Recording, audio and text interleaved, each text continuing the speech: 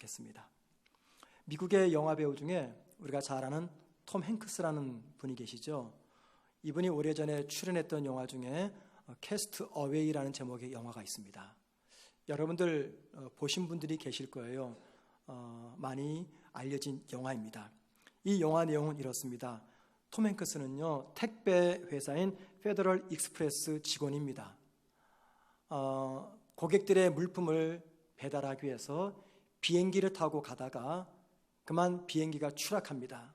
추락해서 남태평양의 한 무인도에 불시착하게 됩니다. 모두 죽고 혼자 살아남습니다. 그곳에서 톰 행크스는 4년 동안 무인도 생활을 혼자 하게 됩니다.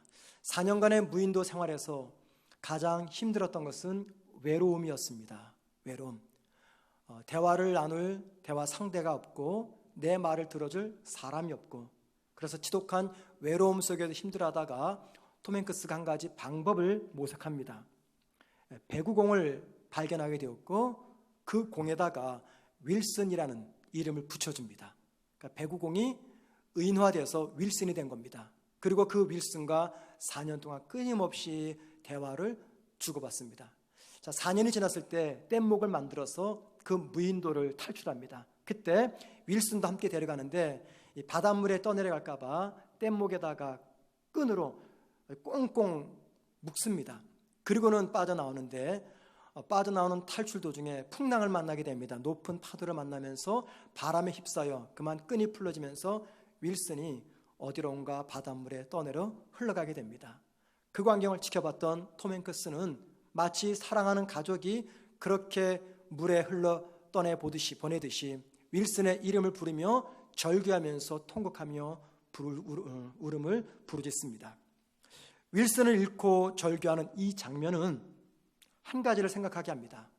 사람은 결코 혼자서는 살 수 없고 다른 누군가와 함께 더불어 살아가는 사회적 존재라는 것입니다. 인간은 사회적 존재입니다. 자, 인간이 사회적 존재의 이유는요, 하나님이 사람을 만들 때부터 혼자서는 온전한 사람으로 살아갈 수가 없고 다른 누구와 더불어 함께 살아가는 존재로 만드셨기 때문입니다. 하나님이 저와 여러분을 그렇게 만드셨기 때문에 우리는 사회적 존재입니다. 그래서 저와 여러분은 다른 사람과 함께 어울려 살아가면서 기쁨도 경험하고 행복도 느끼고 즐거움도 경험하게 되는 것입니다.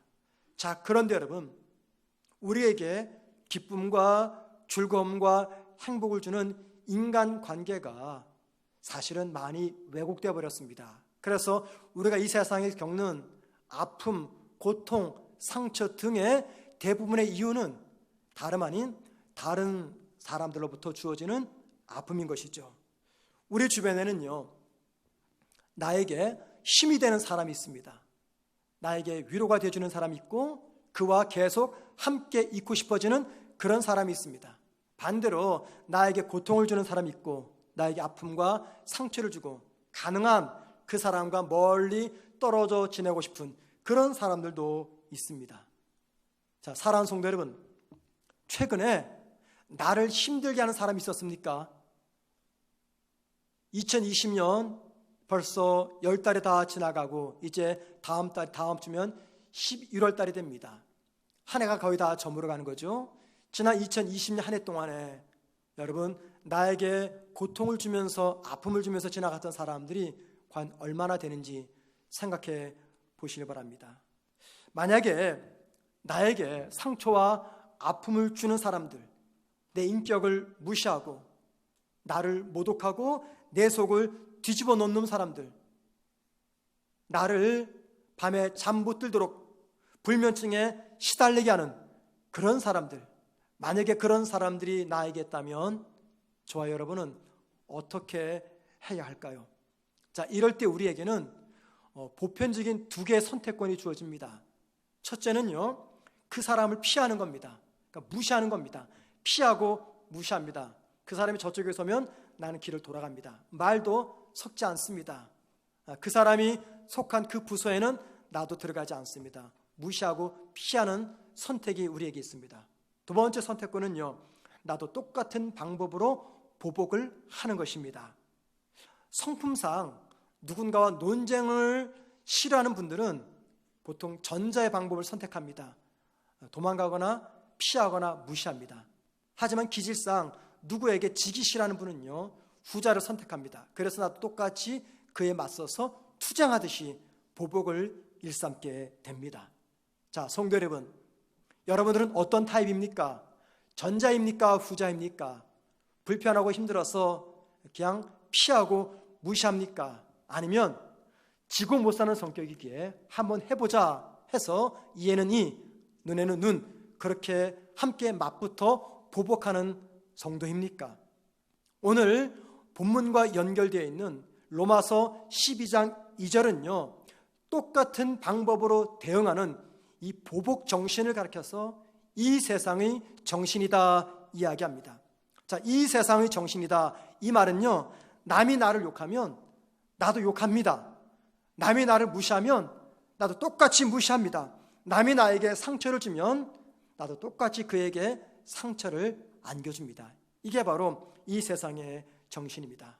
만약에 나에게 능력이 없어서 내가 당한 만큼 되돌려주지 못하면은 우리는 어떤 기대감을 갖냐면 하늘에서 벼락이라도 쳐서 저 사람이 좀 고통을 겪었으면 좋겠다, 그런 마음도 품게 되는 것, 이게 바로 이 세상의 정신입니다. 자, 이런 세상에서 우리 신앙인들은 어떤 자세를 취해야 되는가라는 거죠. 로마서 12장 2절에서 어떤 자세를 취할지 알려줍니다. 한번 여러분 12장 2절을 보십시오. 너희는 이 세대를 본받지 말고 오직 마음을 새롭게 함으로 변화를 받아. 자, 여기 너희는 이 세대를 본받지 말고 라고 말하죠. 이 세대가 바로 이 세상의 보복 정신을 이야기합니다. 계속 보세요. 하나님의 선하시고 기뻐하시고 온전하신 뜻, 이게 무엇인지 분별하도록 하라. 이 세상의 정신과 하나님의 뜻, 신앙의 정신이 지금 함께 대조적으로 기록되어 있습니다.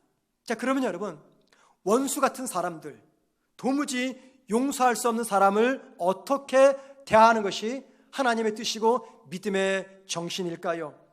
마주치기 불편해서 그냥 피하거나 무시하는 것, 이건 절대 믿음의 정신이 아닙니다.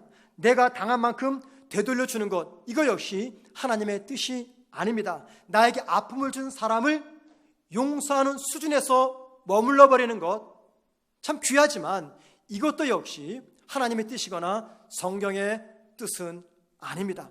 나를 힘들게 하는 사람을 무시하지 않고 보복하지 않고 그 사람의 모든 허물을 내가 용서해 주는 것은요, 이거 대단한 용기가 필요하고요, 결코 쉽지 않은 결단입니다. 무시하지 않고 보복하지 않고 그냥 용서해 주는 것, 이건 엄청난 용기와 결단이 필요합니다.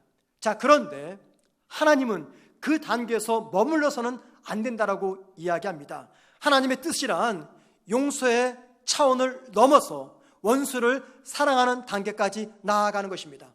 여러분, 오늘 14절부터 한번 보십시오. 14절 이렇게 말합니다. 너희를 박해하는 자, 누굽니까? 원수죠, 원수. 뭐라고 말해요? 축복하라, 축복하고 저주하지 말라. 17절 보십시오. 악을 악으로 갚지 말고 모든 사람 앞에서 선한 일을 도모하라. 즉 보복하지 말고 선을 행하라, 그 말입니다. 18절 보세요. 할 수 있거든 너희로서는 모든 사람과 더불어 화목하라. 모든 사람이 누굽니까? 앞에서 언급되었던 나의 원수, 그들과 화목하라. 마지막 20절 말씀 보십시오. 내 원수가 줄이거든 먹이고 목마르거든 마시게 하라. 여러분, 이 말씀이 지금 뭘 말합니까? 원수를 축복하고 원수에게 선을 베풀고 원수와 화목하고 원수에게 음식과 물을 공급해주는 이 말은요, 무시와 보복과 용서의 단계를 뛰어넘어서 마침내 구체적인 행동으로서 원수를 사랑하라, 그 말입니다. 원수를 사랑해라. 자, 이 말씀은 저와 여러분에게 정말 중요한 것을 알려줍니다. 나를 아프게 하고 나에게 상처를 주는 사람들을 용서하거나 축복하는 것은요, 구체적인 행동이 따르지 않고도 얼마든지 말이나 마음으로도 가능합니다. 여러분, 그렇지 않아요? 누군가가 나에게 잘못을 하면 내 마음속으로 그래 내가 너를 용서해 줄게 마음으로 그렇게 결정하면 됩니다. 누가 나에게 고통을 줄 때 내가 입을 열어서 그에게 너가 나에게 이런 불이익을 주지만 내가 당신을 용서한다 라는 말과 마음으로써 용서는 얼마든지 이룰 수가 있습니다. 자, 그런데 오늘 말씀에서 하나님은 원수를 사랑하는 그 일은 우리의 마음과 말이 아닌 손과 발이 움직이는 행동으로 구체적으로 표현하라 말씀하고 있습니다. 사실 내 속을 뒤집어 놓고 나를 핍박하며 나를 고통스럽게 만드는 그 사람을 대항해서 똑같이 반응하지 않고 조용히 넘어가는 것, 그냥 피하는 것, 무시하는 것, 그것만 하더라도 이건 엄청난 믿음입니다. 이거 쉽지 않습니다. 여러분 경험해 보지 않으셨습니까? 누가 나를 비방합니다. 중상모략합니다. 어때요 그때? 발끈하죠.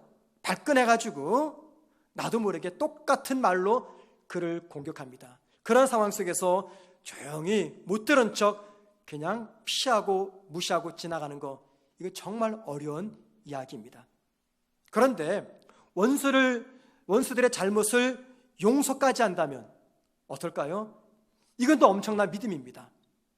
그런데 만약에 용서의 수준을 넘어서 마침내 그 원수에게 축복까지 빌어준다면 어쩌면 그 사람은 성인의 반열에 설 수도 있을 겁니다.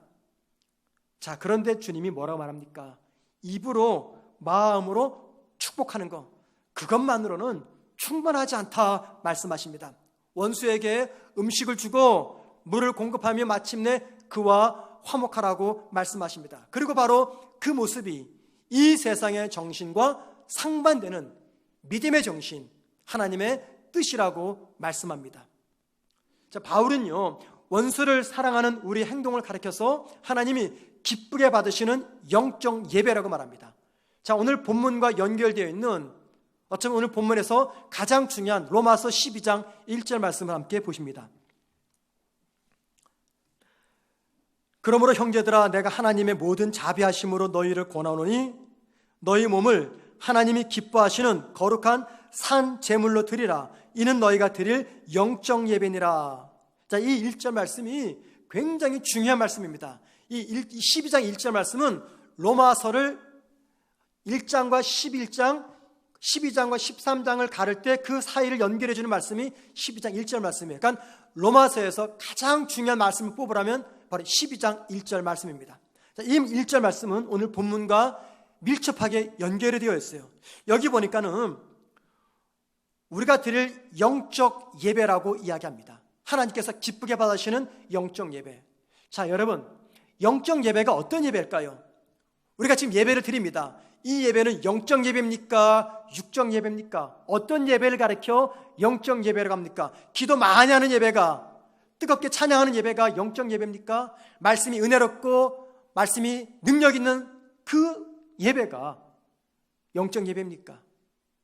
여기 우리말 성경에 영적 예배라고 할 때 이 영적이요, 원래는 헬라 단어가 푸뉴마티코스라는 단어입니다. 푸뉴마, 이게 성령이에요. 푸뉴마, 헬라어로. 이 성령이 명사잖아요. 이거를 형용사로 바꾸면, 즉 영적으로 바뀌면 푸뉴마티스코스가 됩니다. 푸뉴마티스코스. 자, 그러면은 오늘 12장 1절이 푸뉴마티스코스라는 단어로 기록되어야 되는데 원문을 보면은 이 단어로 쓰이지 않았어요. 대신에 로이코스라는 단어로 쓰였습니다. 로이코스는 영적과는 아무 상관이 없어요. 굳이 번역하자면 합리적인 혹은 이성적인 그런 뜻이에요.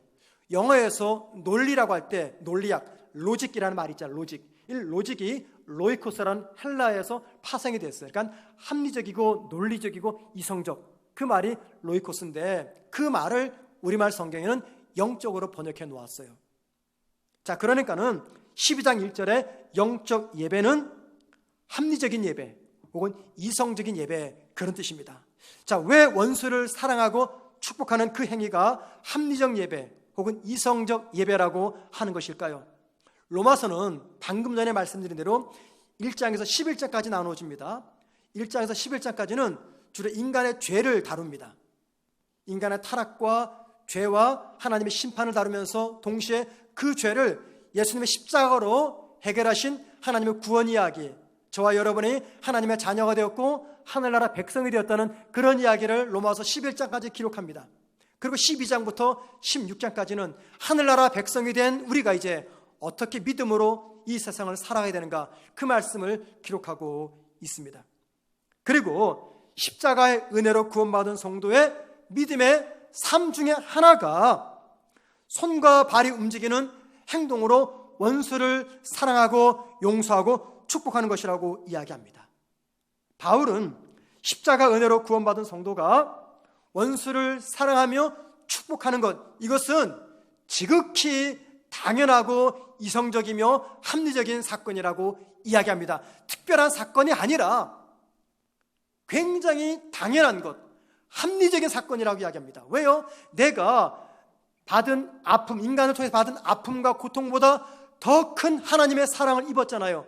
그 큰 사랑을 입었기 때문에 나에게 작은 실수하는 것, 그 사람의 죄를 용서해주고 그를 사랑하고 그를 축복하는 것은 내가 받은 사랑에 비하면 별거 아니기 때문에 당연히 내 원수를 사랑하고 축복하는 것, 이것은 이성적이고 논리적이고 합리적인 것이다 라는 것을 말하고 있는 것입니다.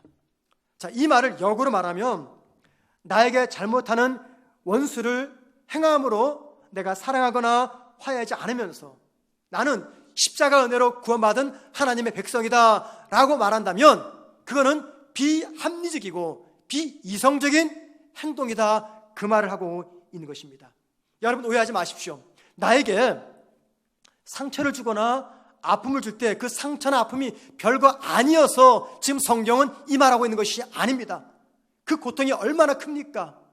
내가 믿었던 사람, 내가 신뢰했던 사람, 그 사람에게 내가 배반을 당하고 내가 모욕을 당하고 내가 바보 취급당할 때, 내가 중상모략을 당할 때 그 고통이 얼마나 큰지 경험해본 사람은 압니다. 밤에 잠이 안 옵니다. 입에 병이 생기고 식욕이 떨어집니다. 결코 그 상처와 아픔이 작기 때문에 이 말하는 것이 아니에요. 오히려 십자가의 은혜가 너무 크고 너무 위대하다 보니까는 인간이 주는 상처와 고통은 내가 받은 은혜에 비해서 아주 작은 것이기 때문에 기꺼이 그 모든 것들을 내가 구체적인 사랑의 실천으로 해결할 수 있음을 이야기하고 있는 것입니다. 나를 죄에서 건져내서 하나님의 자녀가 되게 하시고 하늘나라 백성 되게 하신 그 은혜가 내가 받은 상처보다 더 크고 소중하니까 원수를 행동으로 내가 사랑하게 되는 것입니다.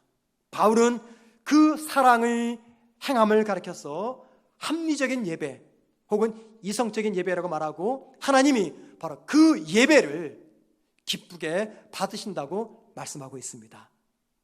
우리가 하나님을 기쁘게 해드리는 방법이 참 많습니다. 오늘 이 예배를 통해서 함께 정한 시간에 모여 하나님의 말씀을 듣고 하나님의 이름을 찬양하는 이 과정을 통해서 하나님은 분명히 기쁨과 영광을 받으실 겁니다. 하지만 동시에 저와 여러분이 이 몸을 가지고 의의 도구로 하나님을 위해서 사용할 때 하나님은 우리를 통해서 기쁨을 누리십니다. 우리 발이 하나님의 길로 걸어갈 때 하나님은 기뻐하십니다. 우리의 입이 하나님의 진리를 선포할 때 하나님은 기뻐하십니다. 우리의 손이 넘어진 자를 일으켜 세울 때 하나님은 기뻐하실 겁니다. 우리의 팔이 외롭고 사랑받지 못한 사람들을 감싸 안을 때 하나님은 무척 기뻐하실 겁니다. 우리의 귀가 고뇌에 지친 자들의 부르짖음을 들어줄 때 하나님은 기뻐하실 겁니다. 그리고 우리의 눈이 하나님의 눈이 머문 그곳을 바라볼 때 하나님은 무척 기뻐하실 겁니다. 바울은 오늘 성경은 그 모든 우리의 육체로 행하는 의의 삶이 하나님 앞에서 하나님이 기쁘게 받으시는 영적 예배라고 말씀하고 있습니다. 여러분, 원수에 대한 보복은요, 원수에 대한 보복은 언제나 또 다른 보복을 만들어냅니다. 내가 당한 만큼 내가 되돌려주는 것, 이게 뭡니까? 이건 정의입니다. 정의. 이건 정의예요. 그 정의에 입각해서 범죄자들을 교도소에 수감시키는 거죠. 내가 당한 만큼 나도 똑같이 돌려준다. 이게 정의인데 여러분, 사람이 정의에 의해서 변할까요? 사람은 절대 정의에 입각해서 변하지 않습니다. 만약에 그렇다면 교도소에 수감되어 있는 모든 범죄자들이 다 변해서 나오겠죠. 정의는 사람을 변화시키지 않습니다. 그래서 정의에 입각해서 내가 똑같은 방식으로 보복을 하게 되면요, 그 보복은 끝나지 않고 또 다른 보복이 만들어져서 나에게 돌아옵니다. 어느 한편에서 그 보복을 끊어야 됩니다. 2000년 독일 베를린 영화제에서 황금 곰상을 받은 영화가 있습니다. 매그놀리아라는 제목의 영화입니다. 매그놀리아. 혹시 여러분들이 보신 분이 계신지 모르겠습니다. 이 영화의 내용은 이렇습니다. 이 영화에는요, 많은 캐릭터들이 등장해요. 그 중에 한 사람이 얼이라는 사람입니다. 남성인데 이 얼은 젊었을 때 아내가 병에 걸렸어요. 그러자 아내와 아들을 버리고 집을 가출하고 맙니다. 혼자 사는 거죠. 병든 아내를 어린 아들에게 맡기고. 그러다가 이제 이 얼은 기적 끝에 방송사에 재벌이 됩니다. 근데 몸에 몹쓸 병이 찾아왔어요. 죽을 병이죠. 죽을 때가 다가오니까는 버리고 떠난 아들과 아내가 생각이 나서 아들을 찾아갑니다. 아들 잭은 성년이 되었는데 아버지를 만나주지 않습니다. 버릴 때고 언제고 이제 와서 찾아왔느냐고 아버지를 만나지 않습니다. 두 번째 등장인물이 등장하는데 그 사람 이름은 지미입니다. 이 사람은 방송국의 명 MC입니다. 그런데 암에 걸리고 맙니다. 이 지미가 그의 딸 클라우디아가 어렸을 때 성적 학대를 수차례 저지릅니다. 아버지의 성적 학대를 견디지 못하고 딸 클라우디아는 집을 가출하고 맙니다.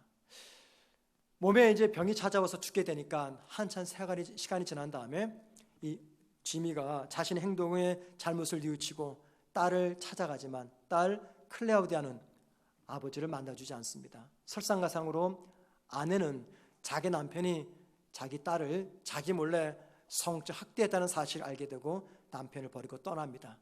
그리고 지미는 스스로 목숨을 끊으려고 시도합니다. 이 영화에는 얼과 지미 외에 다양한 캐릭터들이 등장하는데 그 모든 인물들은 전부 다 누군가에게 받은 상처 때문에 인생을 고통스럽게 살아가고 있습니다.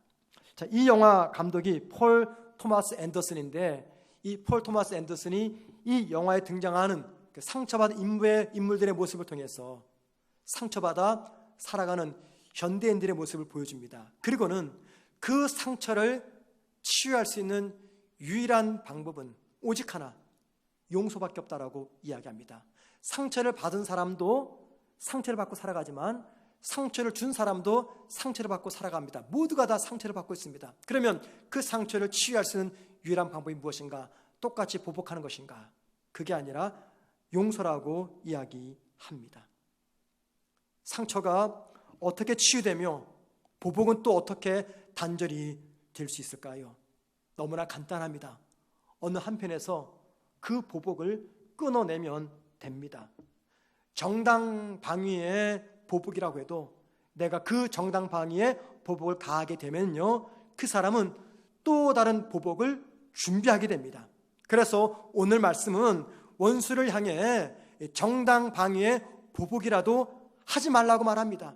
오히려 원수를 행함으로 사랑하며 용서하며 마침내 축복하라고 이야기합니다. 마음과 말뿐이 아닌 내 손과 발이 움직이는 행함으로 원수를 용서하고 사랑하고 축복하라고 합니다. 그래야 비로소 깊은 적대 관계가 끊어지게 되는 것입니다. 자, 이때 우리에게 제기되는 질문이 하나가 나타납니다. 자, 나를 아프게 하고 나에게 상처를 주었던 그 사람을 내가 사랑함으로 용서함으로 축복함으로 적대 관계는 단절될 수가 있어요. 자, 그러면 그동안 내가 그 사람에게 당했던 그 아픔, 그의 죄는 어떻게 되는 것입니까? 나를 힘들게 하고 나를 고통스럽게 만들었던 그의 허물은 어떻게 되는 것일까요? 내가 그를 용서함으로 그와 나의 적대 관계는 해결이 됐지만 그의 잘못은 어떻게 끝나는 것일까요? 바울은 이 질문에 대해서 명확한 답을 우리에게 알려줍니다. 오늘 본문 19절 말씀을 보시기 바랍니다. 내 사랑하는 자들아, 너희가 친히 원수를 갚지 말고 하나님의 진노하심에 맡기라 기록되었을 때 원수 갚는 것이 내게 있으니 내가 갚으리라고 주께서 말씀하시니라. 분명하지 않습니까, 여러분? 나의 원수, 나의 억울함, 내가 당한 고통은 하나님께서 해결해 주신다고 말씀하고 있습니다. 하나님께서 내가 당한 억울함, 내가 당한 고통 어떻게 해결하실지 우리 몰라요. 그건 하나님의 몫입니다. 그러나 분명한 것은 원수를 판결하는 것은 하나님의 일이라면은 그 원수를 마음과 말이 아닌 구체적인 행동으로 용서하고 사랑하고 축복하는 것은 바로 나의 일이라는 것입니다. 하나님의 일은 따로 있어요. 나의 일도 따로 있습니다. 그렇게 해야 나와 그 사이에 놓여있는 이 보복의 관계가 더 이상 반복되지 않게 됩니다. 이스라엘의 사울 왕은요, 아무 잘못 없는 다윗을 평생 쫓아다니며 그를 죽이려고 했고 그를 힘들게 했습니다. 그래서 다윗은 사울 때문에 말할 수 없는 상처와 고통을 겪으면서 살아갑니다. 인간적으로 볼 때 사울은 다윗의 원수입니다. 그런데 성경을 아무리 보아도요, 다윗은 사울을 자기의 원수라고 말하지 않습니다. 자기 손으로 원수 사울을 죽이려고도 하지 않습니다. 오히려 오늘 말씀처럼 원수였던 사울을 축복합니다. 그의 부하들이 사울을 죽이려고 할 때 사울의 목숨까지도 건져줍니다. 만약에 다윗이 자기 손으로 사울을 향해서 복수를 했다면 어떤 결과가 나타났을까요? 분명 다윗의 가문과 그리고 사울의 가문 사이에는 이 보복의 칼이 오갔을 것입니다. 그런데 다윗은 보복하지 않았습니다. 그러면 여러분, 그것을 끝났습니까? 아닙니다. 하나님 말씀하셨잖아요. 원수 갚는 것은 내게 맡겨라. 너는 그냥 용서하고 사랑하고 축복해라. 그래서 하나님은 다윗의 사울을 용서하는 그 모습 보시면서 하나님의 일을 하셨습니다. 어떻게 하셨어요? 사무엘상 31장 보면요, 너무 비극적인 이야기가 기록이 되어 있어요. 블레셋과 이스라엘의 전쟁이 일어났는데 그 전쟁에서 사울의 아들 3명이 모두 죽고 말았어요. 요나단이 죽었습니다. 아비나답이 죽었어요. 말기수아가 죽었어요. 세 아들 모두가 다 그 전쟁터에서 죽었어요. 사울은 어떻게 되었습니까? 블레셋의 어린 소년 병사가 쏜 화살에 맞아 중상을 입습니다. 그리고는 스스로 목숨을 끊는 자살을 하고 맙니다. 그리고 블레셋 군인들이 사울의 시신을 찾아내고 칼로 그의 목을 베어낸 뒤 그의 목을 블레셋 땅 전역에 보내면서 블레셋 모든 사람들에게 이스라엘의 왕 사울의 목을 보여줍니다. 이게 얼마나 비참한 결과입니까? 여러분, 말씀의 요지는 뭐냐면 다윗은 원수 사울을 보복하지 않았어요. 선함으로 대했습니다. 먹을 걸 주고 입을 걸 주고 마실 걸 주고 그런 마음으로 원수였던 사울을 원수로 생각하지 않고 사랑의 대상으로 생각해서 그의 허물을 용서하고 사랑하고 축복했어요. 나머지는 누구의 목입니까? 하나님의 목이에요. 그건 하나님이 하실 일입니다. 그 원수를 축복하실지 아니면 벌을 내시고 심판하실지 그것은 하나님의 일이고 저와 여러분의 일은 너무나 간단합니다. 그를 품고 용서하고 사랑하는 것입니다. 바울은 오늘 본문 20절에서 원수를 향해서 베푸는 그 선한 행위는 원수의 머리 위에 숯불을 쌓아놓는 것이다 라고 이야기합니다. 한번 여러분 다 같이 20절 말씀을 보시겠습니다. 내 원수가 줄이거든 먹이고 목마르거든 마시게 하라. 그리함으로 내가 숯불을 그 머리에 쌓아 놓으리라.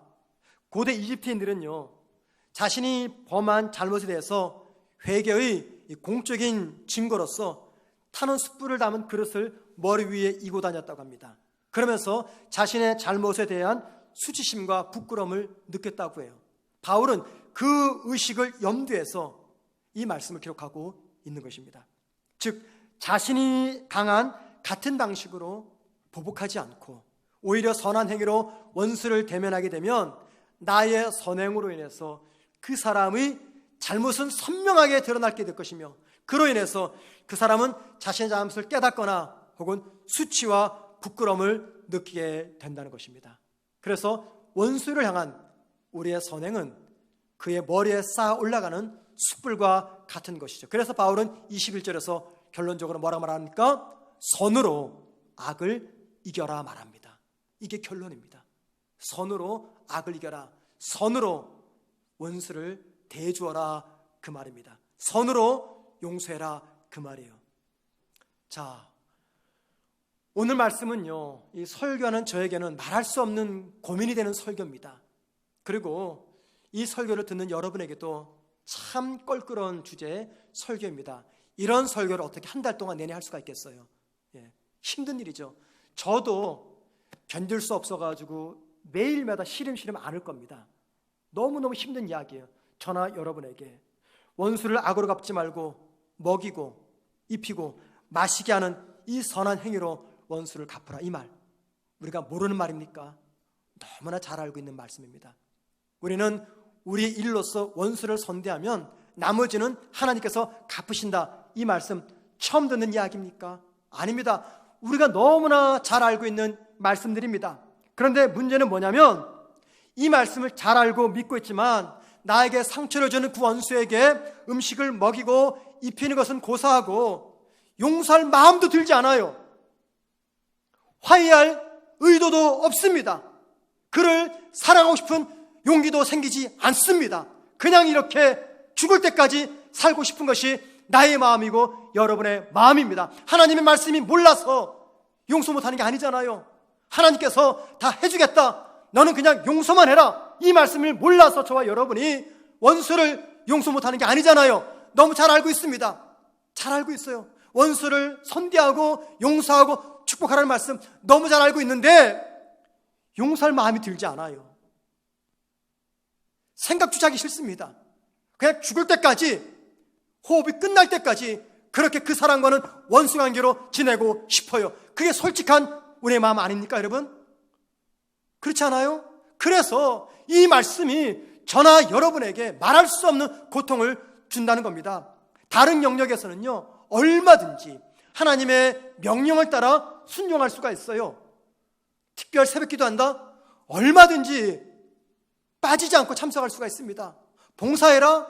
몸이 지치도록 헌신할 수 있어요. 심지어는 내 생명 같은 그 물질을 하나님께 바쳐라 드릴 수 있어요. 10의 1조가 아니라 12조 3조도 드릴 수가 있어요. 그런데 나를 무시하는 사람, 나를 비방하는 사람, 나를 아프게 하고 나에게 상처를 주는 그 사람은 도무지 용서할 마음이 생기지 않아요. 그에게 선한 행위를 베풀 의욕도 없습니다. 그래서 원수를 말이 아닌, 마음이 아닌 행동으로 사랑하고 축복하라는 이 말씀이 얼마나 비현실적인 말씀인지 우리는 새삼 느끼게 됩니다. 그리고 그렇게 살지 못하는 내 삶의 현실 앞에서 우리 무기력감과 답답함을 느끼곤 합니다. 자, 그런데 여러분, 여기에 우리를 위로하시는 하나님의 말씀이 있습니다. 어느 누구도 그가 가진 본성으로서 이 말씀처럼 살아갈 수가 없습니다.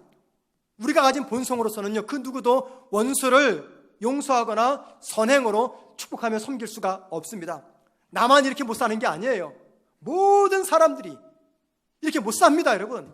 심지어는요, 이 말씀을 쓰면서 권면하는 바울조차도 이 말씀처럼 못 살아요. 그래서 바울이 무슨 이야기 하냐면, 원수를 사랑하고 축복하는 이 일은 하나님께서 우리에게 은사를 주셔야지만이 가능한 일이다라고 이야기합니다. 여기 로마서 12장 7절과 10절 말씀 보십시오. 하나님의 성도 주시는 다양한 은사들이 기록되어 있어요. 제일 먼저 섬김이 있습니다. 가르침이 있습니다. 위로가 있고 구제가 있고 다스림이 있고 긍휼이 있고 맨 마지막 사랑이 있습니다. 여러분, 이 은사들은 하나님이 믿는 자에게 주시는 은사입니다. 그런데 많은 은사 뒤에 맨 마지막에 사랑의 은사가 있어요. 왜 사랑이 맨 마지막에 있을까요? 그 이유는 너무나 간단합니다. 앞에서 열거됐던 모든 은사들, 직분들, 그 모든 것들을 통제하는 은사, 그게 바로 사랑이라는 것입니다. 모든 직분과 봉사와 은사의 동기가 바로 사랑이기 때문에 은사 매 끝부분에 사랑이라고 기록하고 있는 것이에요. 하나님은 성경에서 저와 여러분에게 다양한 은사를 주시겠다고 약속하셨습니다. 우린 열심히 기도함으로 노력함으로 그 은사를 받아서 사용해야 됩니다. 그런데 사랑의 은사가 주어지지 않으면요, 하나님께서 교회와 성도를 섬기라고 준 그 은사와 직분과 봉사를 가지고 오히려 다른 사람을 비난하고 공격하고 교회의 하나됨을 흔들 수 있는 그런 은사가 될 수가 있는 것입니다. 그런 교회가 바로 고린도 교회였습니다. 그러나 여러분, 저와 여러분의 사랑의 은사를 먼저 구하고 모든 은사의 활용 동기가 사랑이 되고 모든 은사를 통제하는 것이 사랑이 될 때 은사의 본래 목적인 사람을 세워주고 교회를 건강하게 하는 아름다운 열매가 나타나게 되는 것입니다. 자, 그럼 여러분, 우리가 신앙생활하면서 다양한 은사를 구하셔야 됩니다. 그러나 모든 직분, 모든 봉사, 모든 은사들을 통제할 사랑의 은사를 제일 먼저 구하셔야 됩니다. 여러분에게는, 저에게는 각기 다른 직분이 주어졌습니다. 목사요, 장로요, 권사요, 집사요, 교사요, 찬양대요, 셀장요, 다양한 은사와 직분과 봉사를 주셨어요.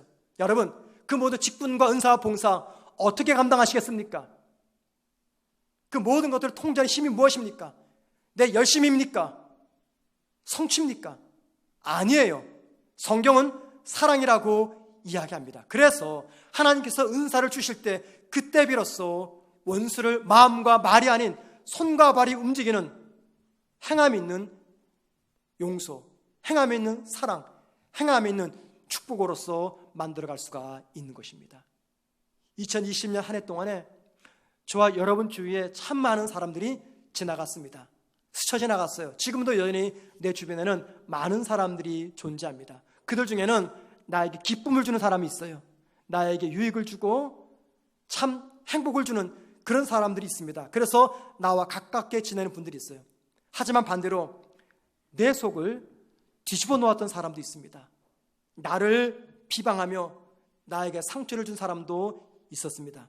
그들을 향해서 마음의 문을 열고 그와 함께 대화하는 것, 이거 정말 죽기보다 싫은 일입니다. 너무너무 싫어요. 자존심이 상해서도 할 수가 없어요. 그래서 내 생에 이 일은 저 인간과 화목하는 것은 불가능한 일이다, 천국에 가서야 가능한 일이다, 그렇게 생각하면서 무덤덤하게 살아갈 수가 있습니다.